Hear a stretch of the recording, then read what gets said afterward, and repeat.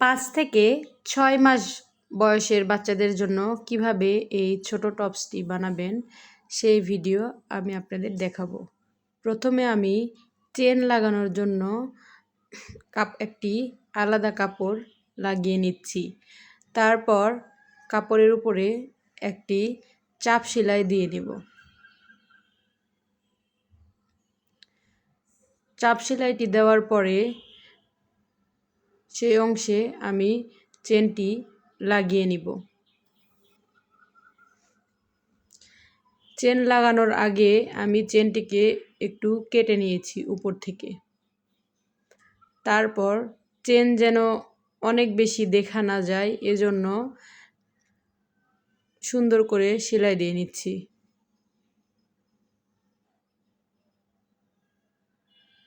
আমার চেন লাগানো হয়ে গেল। এখন বাড়তি কাপড়টুকু কেটে নিলাম। এরপর 2 কাঁধ জয়েন দিয়ে নিলাম। কাঁধ জয়েন দেওয়া হয়ে গেলে আমি চেনের মাথা থেকে পাইপিনের জন্য পট্টি লাগানো শুরু করলাম। উল্টো দিক করে পাইপিনের কাপড়টি লাগাতে হবে। একইভাবে 2 দিকে বগলের সাইডেও পাইপিনের কাপড়টি লাগিয়ে নিলাম।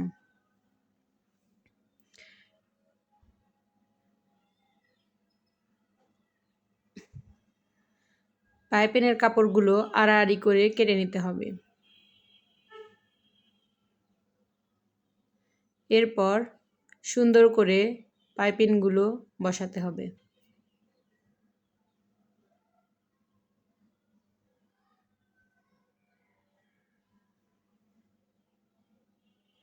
একইভাবে অপর পাশ এবং গলা প্রত্যেক জায়গাতেই পাইপিং সুন্দর করে দিয়ে নিচ্ছি। যারা টেলারিং কাজে নতুন তাদের হয়তো বা এই পাইপিং দিতে অসুবিধা হতে পারে। পাইপিং তখনই সহজ হবে যখন কাপড়টাকে আড়াআড়িভাবে নেওয়া যাবে। এরপর আমি বডি সেলাই করে নিচ্ছি। কুচির জন্য আমি 3 ইঞ্চি করে কাপড় কেটে নিয়েছিলাম। সেগুলোর নিচে মোহরি দিয়ে সেলাই দিয়ে নিচ্ছি।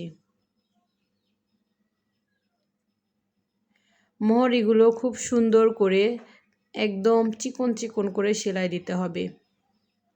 এই সেলাইটি খুব সাবধানে দিয়ে নিতে হয়। এরপর আমি নিচের কুচিগুলো দিয়ে নিচ্ছি। কুচিগুলো ছোট ছোট করে অনেক সুন্দর করে দিতে হবে। প্রত্যেক জায়গাতে একই রকমভাবে কুচি দিতে হবে। কোনো জায়গায় ঘন, কোনো জায়গায় পাতলা হওয়া যাবে না। এরপর আমি কুচিটিকে জামার নিচের অংশে লাগিয়ে দিচ্ছি। কুচি লাগানোর নিয়ম হলো জামার পাশটিকে সোজা করে রাখতে হবে এবং কুচিটাকে উল্টো করে ধরতে হবে। তারপর রাউন্ড করে ঘুরিয়ে ঘুরিয়ে সেলাই দিতে হবে। কুচি লাগানো হয়ে গেলে আমি উপর দিয়ে একটি চাপ সেলাই দিয়ে নিচ্ছি। হয়ে গেল আমার ফ্রক।